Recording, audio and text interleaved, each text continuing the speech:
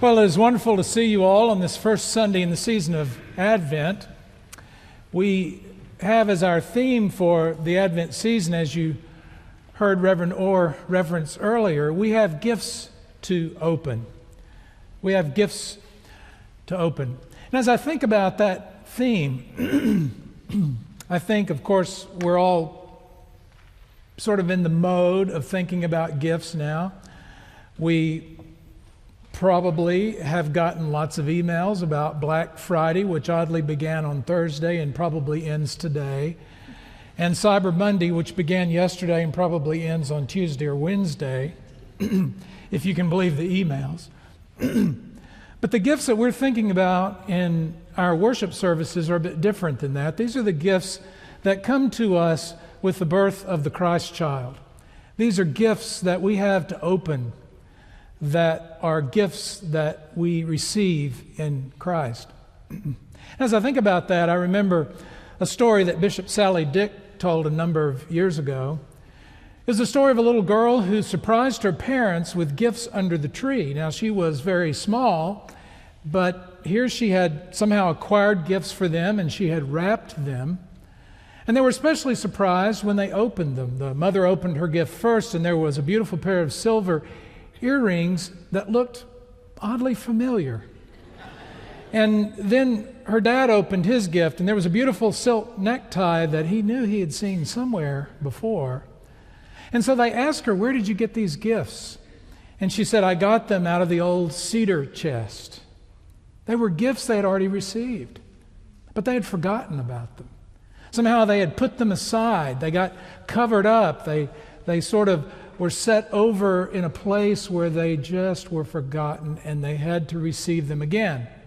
They opened them again. And it may be the case with these gifts that we're thinking about in this Advent season, that they're gifts that we've received. This isn't our first Advent. It's not our first time to hear the good news of the birth of Jesus. It's not our first time to enter this season of longing and waiting and looking forward. And so these are gifts that have been around, and perhaps we've set them aside. It's time to open them, because a gift, in order to be a gift, must be received also and must be opened. We have gifts to open. Today, the gift is the gift of vision. That's the gift we're opening. And the best definition that I have heard of vision is actually the definition given by a little girl. She didn't know she was defining vision, but she and her father were in Southern California on a beautiful, clear day, and they were looking out at the ocean, beautiful view, and she said, "Daddy, I can look farther than my eyes can see." That's a good definition of vision. Vision is looking farther than your eyes can see. Isaiah, the prophet, could see all sorts of things. He could see nations at war. He could see the implements of war.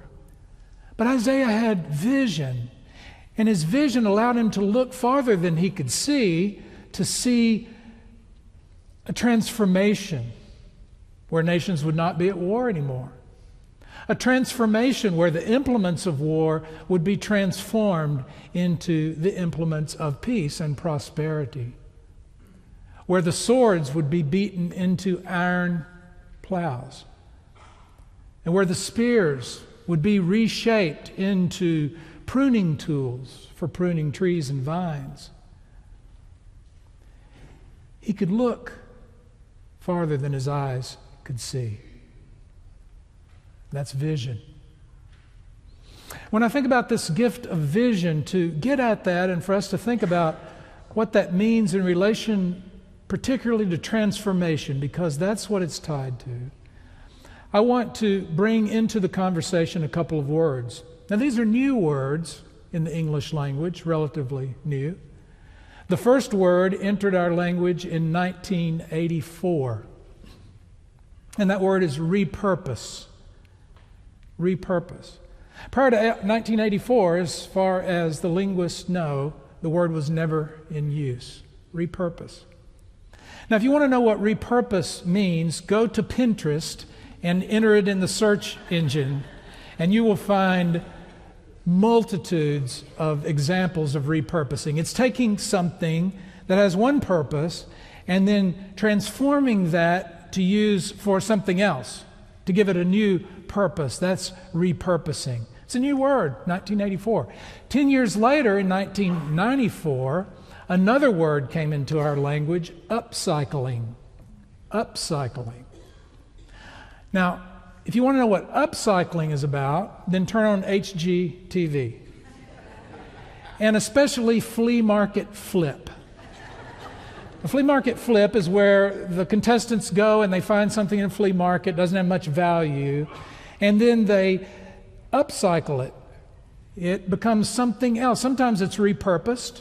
It has a different purpose. Sometimes it has the same purpose, but it's of much greater value. See, upcycling is taking something with not much value and transforming it so that it has a great value. Upcycling. Now, the thing about repurposing and upcycling that you notice is that both of those activities begin with something in common, and that is vision. Vision. In order to repurpose something, you have to be able to look beyond what you see. You have to have a vision for how that might be something else, function in another way. To upcycle something, same thing. You have to have a vision for how this thing that is of apparently little value can be transformed into something of great value. And Isaiah had vision where he could see repurposing and upcycling going on.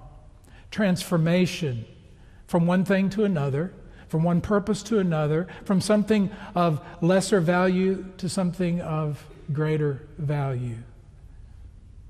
And it begins with the gift of vision. And that's the gift we're opening today. The gift of vision, the ability to look farther than we can see, to see a new purpose. Let me give you some examples.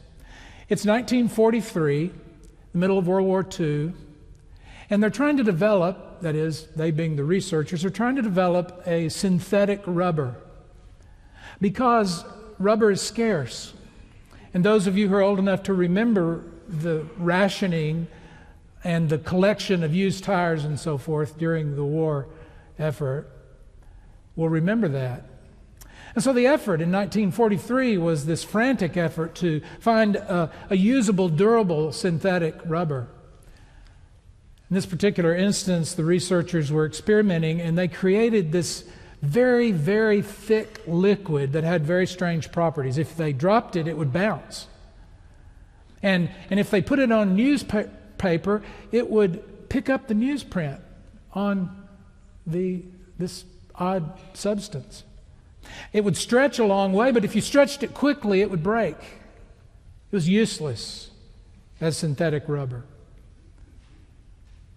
But somebody had a vision to repurpose it, to upcycle it, and so they put it in little plastic eggs and sold it as toys. You know, I'm talking about Silly Putty. Silly Putty became Silly Putty because of vision. It was useless. And it became a thing of great value. It was inducted in 2001 into the National Toy Hall of Fame. Did you know there was one? Same year, 1943, naval engineers working on a way to stabilize sensitive instruments on board the warships. And so he's experimenting with different springs. And so, as he's experimenting, he accidentally knocks a spring that he had set on top of a stack of books, knocked it over, and it went over the side, and it landed on the table, and then it went right over off of the table onto the floor. And he went home and he told his wife, I think that if I work on it, I can make this thing walk. And of course he did, and this is what he ended up with. I could do this all day. He started a company, he and his wife did, and in 5 years they sold 100 million Slinkies. That's a lot of Slinkies. But it was vision that did that. It's a useless spring, really. It was just one of his experiments. Happened to knock it over.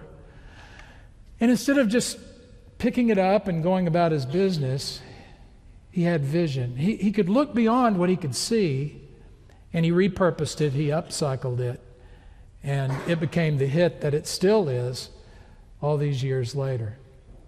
Now that's vision. That's the power of vision. And it's not just true of objects, but it's also true of people as well, our talents and our gifts and our abilities and our network of relationships and all the resources that we have. They can be repurposed, they can be upcycled with this gift of vision. Jesus, when he called his first disciples, they were fishermen, and he did not say, you have to stop fishing, you have to give up all your instincts and all that your experience and your passion and your interest in fishing, you got to give all that up. No. He said, in essence, we're going to repurpose that. We're going to upcycle that. Come and follow me, and I will make you fish for people. And so some of those same instincts, some of those same abilities, the way of viewing things, they just used in another way, and through that they transformed their world. They became disciples of Jesus Christ for the transformation of the world. Sound familiar? Because of vision, the gift of vision. It's true of people as well as things. It's true of those disciples. I think of Mark McPherson, who was in the news not too long ago, in the last year and a half, an attorney in Dallas. And he became aware of the residents of an area called Sand Branch in Dallas County, who in the 56 years that community existed, they had never had clean water. They had no water supply in Dallas County, no sewer system. They were using hand pumps, if you can imagine, these people living in poverty, hand pumps, and substandard sewage systems. Well, he's an attorney, and his specialty happens to be the civil engineering and city infrastructure. So he didn't leave that behind. He didn't toss that away. Rather, when he became aware of that need, he was able to see something else, to look beyond what he could see. He had that gift of vision, and he took the gift and he opened that gift of vision, and he repurposed all of his skills and knowledge and experience to give clean water to those folks in that community. It transformed their lives. But it all started with this gift of vision. Now, there are a lot of images for this. There are a lot of symbols for this. I think about the Belmont Abbey in North Carolina. Belmont Abbey, when it was founded in the 19th century, the end of the 19th century, the monks who were building that abbey came across a big flat rock at a crossroads. They wondered about the rock. It was unusual. It stood out at this crossroads. They asked the local folks about it, and they learned its very dark and tragic history. Because on that very rock, just 30, 40 years earlier, people were marched, men, women, and children, up on that rock, and they were auctioned off as property, as slaves. When they learned the history of that rock, they said, we have to have that rock in our abbey. And they moved it to the church. They hollowed out the center of the rock, and it became the baptismal font for the abbey. And it has an inscription on it. And it says, on this rock, people were sold into slavery. And now, on this rock, through the waters of baptism, people become free children of God. Now that's repurposing. That's upcycling. With a vision for what can be and a way of communicating powerfully the vision of the good news of Jesus Christ, the good news of transformation, of new life, of becoming, as Paul said, new creations. I've told you, I think, the story before of my home church burning when I was a freshman in college. It burned to the ground. And some people had the presence of mind to pull one of the old timbers out and douse it with water and save it. See, these timbers were hand-hewn by the people who built that church many, many years before. They took those timbers And they fashioned a cross out of them, scorched, and it hangs in the front of that church because somebody had the vision to repurpose, to upcycle that material, to create a symbol that would help people in that congregation to see beyond the present circumstances, to look farther than they could see to a new reality and a new life and a new church. And that's the power of vision. Or I think about the church, African American Baptist Church in Mississippi 40 or so years ago, they were gathering together materials to send to Ethiopia and South Africa. Bandages, medical supplies, clothing. And they received a box in the mail, and in that box was a note with the articles in the box. And the note said, "We no longer have use for these. Please turn them into bandages or clothing or whatever would be useful. Because we have been made new." What was in the box? It was 4 hoods, 4 robes belonging to former Ku Klux Klan members. We have been made new. You hear it? Repurposed, upcycled. The vision that Christ gave them was the vision of the kingdom of God that He came to give, for people to look farther than they could see of this reality of God's will done on earth as in heaven. It's the gift of vision. It's a gift we have to open. Jesus, when He gathered with His disciples, when they had the Last Supper together, it was a Passover meal. They were familiar with everything on the table. They had sat at a Passover meal over and over again through the years. They knew what the symbols meant.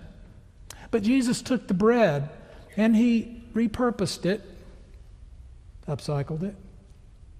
He took the cup and He repurposed it. He said to them, "This is my body which is broken for you. And this is my blood of the new covenant poured out for you and for many. Drink from this, all of you.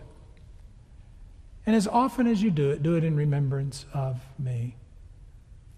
We come to the Lord's table today to share communion, remembering that one of the gifts we have to open is the gift of vision. And maybe you've opened it before, and it might have been a while. Maybe you've tucked it away somewhere and you've forgotten.